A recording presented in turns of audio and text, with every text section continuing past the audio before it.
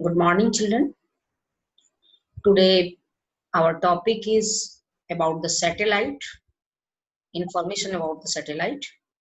And we start with the Kepler's law because planetary motion, about the planetary motion, Kepler's law define three laws, that is the laws given but not proved by him. And now, children, we start. In previous class, I already taught about the Kepler's law of planetary motion. In 16th century, on the basis of information of the astronomers, different astronomers, Johannes Kepler derived three laws of planets. First, planets move around the sun in elliptical orbit, like atom. Atom also moves around the nucleus in elliptical orbit. Second is the area swept out per unit time is constant, or aerial velocity is constant, dA by dt always constant, and the square of the time period of the revolution is directly proportional to the cube of the mean distance of the planet from the sun.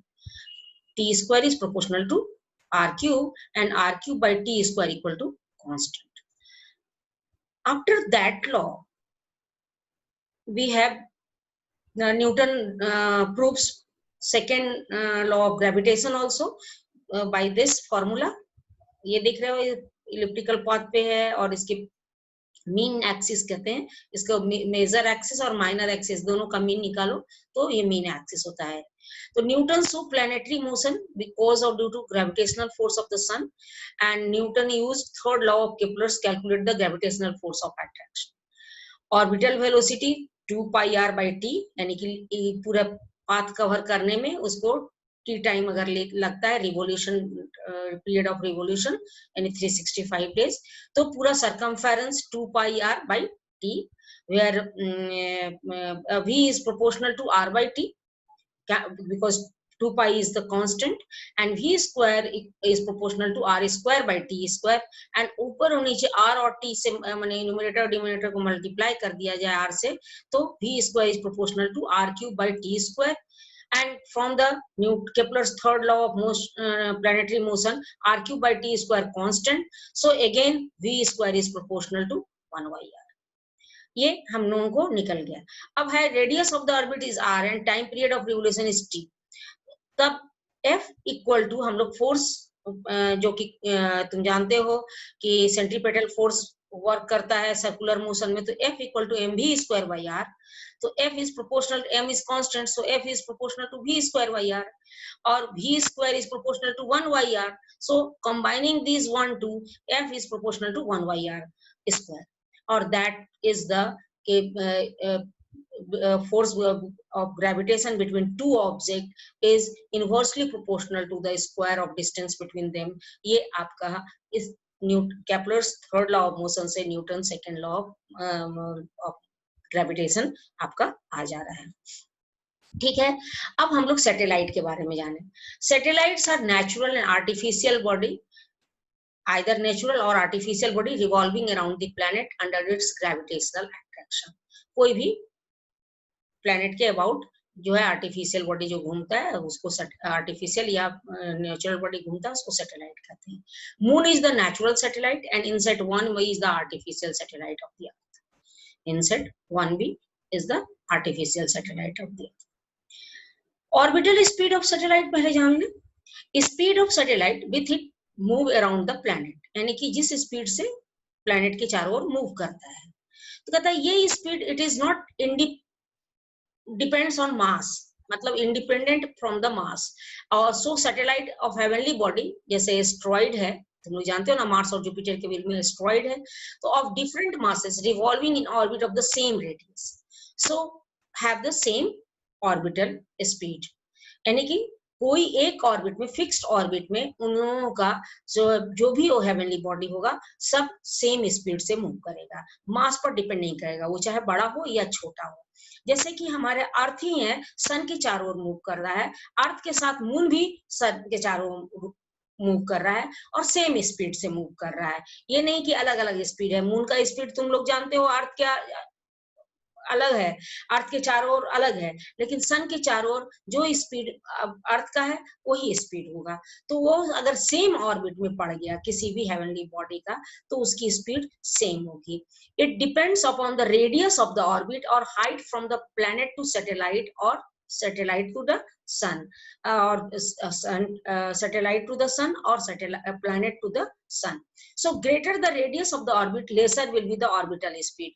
जितना ज्यादा radius ज्यादा होगा, यानी कि दूरी जितनी ज्यादा होगी उसकी स्पीड उतनी कम होगी। और ये तुम लोग रिवोल्यूशन टाइम तुम लोग जानते हो कि मरकरी का जो है 88 डेज होता है और प्लूटो का 247 डेज होता है, तो कहने ईयर्स होता है।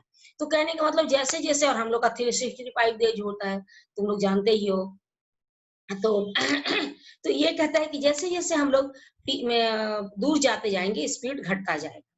कहता है कि orbital speed of satellite revolving near the surface of earth कम से कम आपका 7.9 किलोमीटर पर सेकेंड होना चाहिए, तभी वो हमारे अर्थ के चारों रिवॉल्व करेगा।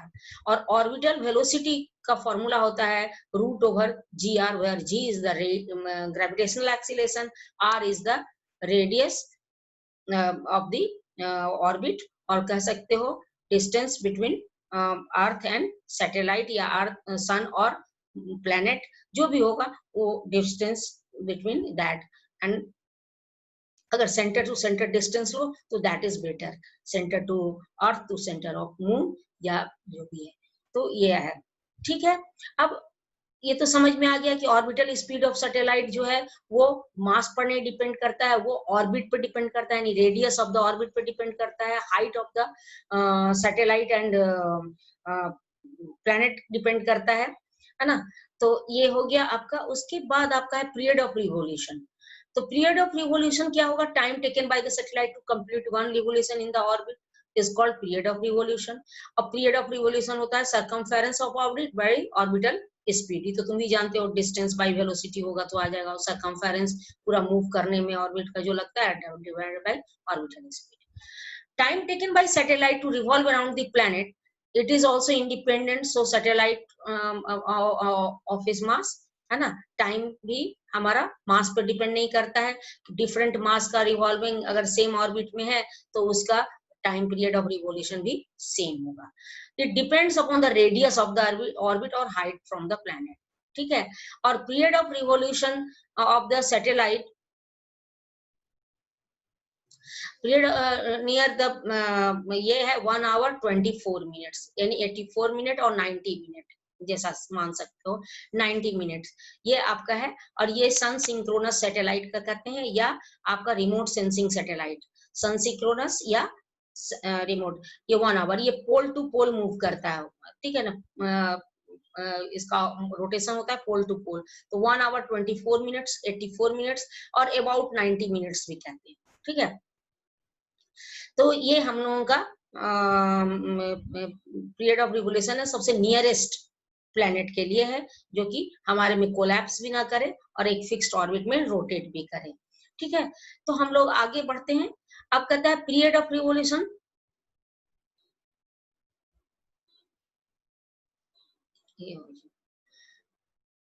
अब है escape velocity. Escape velocity is minimum velocity with which a body should be projected from the surface of the earth so as it goes out from the gravitational field of earth and never return to the earth. मतलब कहता है कि ऐसा velocity जिससे कि वो अर्थ से तो दूर चला जाए लेकिन फिर कभी वापस ना आए। It is also called second cosmic velocity. It is independent of mass, shape, size और body. It's our direction of projection. किधर से आप फेंक रहे हो, कैसे फेंक रहे हो, उसका मास क्या है, शेप क्या है, साइज क्या है, उस पर नहीं डिपेंड करता है।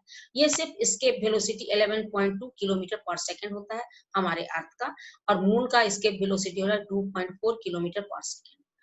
तो escape velocity is root 2 times of the orbital velocity, यानी जिस वेलोसिटी से हम एक फिक्स्ड ऑर्बिट में मूव करते हैं उसका रूट 2 टाइम्स बढ़ा देंगे तो वो हमारे ऑर्बिट से भाग ही जाएगा और फिर कभी वापस नहीं आएगा। तो velocity if increase root 2 times the satellite will leave the orbit and escape, and never comes again back, है ना. Orbital velocity v equal to root gr and escape velocity v equal to root 2 gr, root g r और root 2 g r. अब है कि अर्थ के बारे में हम बता रहे हैं. अर्थ के दो होते हैं. अर्थ का आर्टिफिशियल सैटेलाइट हुआ, नेचुरल सैटेलाइट हुआ. और नेचुरल सैटेलाइट मून हुआ और आर्टिफिशियल सैटेलाइट दो तरह का होता है, जियो स्टेशनरी सैटेलाइट और रिमोट सेंसिंग. जियो स्टेशनरी जो है इक्वेटोरियल प्लेन में घूमता है, यानी कि इक्वेटर के चारों ओर, और रिमोट सेंसिंग पोल टू पोल घूमता है. इसको रिमोट सेंसिंग सैटेलाइट को हम सन सिंक्रोनस सैटेलाइट भी कहते हैं और जियो सिंक्रोनस सैटेलाइट भी कहते हैं. अब आगे हम लोग देखते हैं कि सैटेलाइट, नेचुरल सैटेलाइट मून हुआ, आर्टिफिशियल ये है, और artificial geostationary satellite and remote sensing. Geostationary satellite क्या है भाई? तो if a satellite revolve in equatorial plane in the direction of earth of rotation such that from west to east with the period of revolution equal to time period of rotation of earth in its own axis, यानी 24 hours, 24 घंटा इसका भी होता है. तो so satellite will appear stationary relative to earth. जैसे earth हमारा rotate करता है वैसे ये भी रोटेट करता है, इसलिए ऑलवेज एक ही पोजीशन पर ये दिखता है. और इसको हम लोग कहते हैं कि ये फिक्स्ड है. इस पॉइंट पे ऐसा नहीं है, फिक्स्ड है, ये भी रोटेट करता है, लेकिन इसकी टाइम पीरियड ऑफ रिवोल्यूशन और तुम्हारा अर्थ का time period of about its axis is the same. So satellite will appear stationary relative to earth. Such type of satellites revolve around the earth at the height of 36,000 kilometre. उसका कितना बताए थे? 7.9 kilometre polar सन synchronous satellite या remote sensing satellite का. यह है 36,000 kilometre पे इसको एस्टैब्लिश किया जाता है. The orbit of geostationary satellite called parking orbit. इसको हम लोग पार्किंग ऑर्बिट भी कहते हैं. Arthur C Clarke was the first to predict the communication satellite can be stationed in geosynchronous orbit. इस ऑर्बिट को जियोसिंक्रोनस ऑर्बिट भी कहते हैं और पार्किंग ऑर्बिट भी कहते हैं. और ये जियोसिंक्रोनस ऑर्बिट जो कि हमारे इक्वेटर के इक्वेटोरियल प्लेन में मूव करता है, जो सैटेलाइट उसको यहाँ फिक्स किया जाता है और ये हमारा प्रेडिक्शन में काम आता है. प्रेडिक्शन, कोई भी डिजास्टर का प्रेडिक्शन में ये हमारा. Utilities of geostationary satellite: the electromagnetic radio waves are reflected and transmitted in various programs on the television are displayed, means it is used in radio transmission and television. Meteorology department uses it in weather forecasting and earlier prediction of the floods and droughts. अब इसके बाद देखिए examples हैं, Syncom, Galaxy 25, मेटियोसैट 8, GOES 13, ह्यूमवानी, मेटियोरसैट, GOES 17, माने बहुत सारे हैं हमारे. ये आपका जियो सिंक्रोनस सैटेलाइट या आपका जियो स्टेशनरी सैटेलाइट कहलाते हैं. ये सब हमारा जियो स्टेशनरी सैटेलाइट का एग्जांपल है. मतलब और जियो स्टेशनरी सैटेलाइट जो है वो इक्वेटोरियल प्लेन में मूव करता है. इसका और 24 आवर होता है. ये आपका ये मेट्रोलॉजिकल सैटेलाइट्स भी कहते हैं इसको हम लोग. जियो सिंक्रोनस सैटेलाइट भी कहते हैं. और ये जियो स्टेशनरी ऑर्बिट में ये फिक्स होता है, मूव करता है. और हम लोग चूंकि इसका 24 आवर ही होता है इसलिए ये फिक्स्ड भी रहता है. तो इससे क्या होता है कि हमको वो पोजीशन, जो पोजीशन है वो वॉच कर रहा है, वो फिक्स्ड आपका वॉच करता है. Satellite follows orbit parallel to the equator in the same direction in the earth rotation and with the same period of revolution 24. The satellite will appear stationary and respect to the earth's surface. The orbit is geostationary satellite. Satellite geostationary orbit are located at the high altitude of 36,000 km. These orbit are satellite always viewed by the same camera on the earth. A large area of the earth can be covered, and so geostationary orbit commonly used for meteorological satellite. ठीक है. अब आते हैं remote sensing satellite.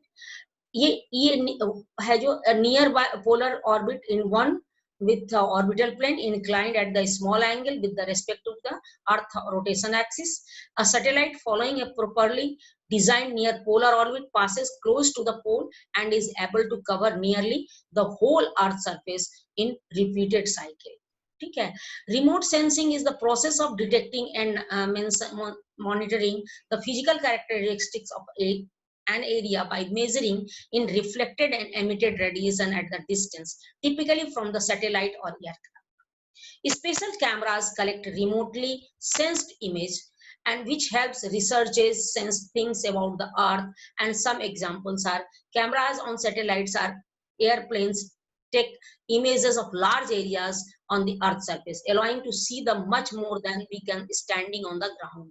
Sonar system on ships can be used to create image of the ocean floor without needing to travel the bottom of the ocean. Cameras on satellite can be used to make images of temperature changes in the ocean.